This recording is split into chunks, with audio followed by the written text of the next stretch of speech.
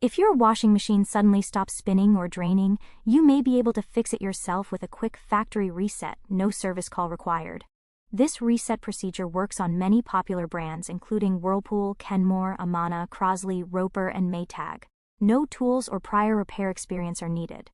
If the reset doesn't solve the problem, refer to the linked video for help identifying washer error codes. Washer reset instructions. Make sure the washer is powered off, then turn the control dial 1 full turn to the left. Within 6 seconds, turn the dial 3 clicks to the right, 1 click to the left, and 1 click to the right again.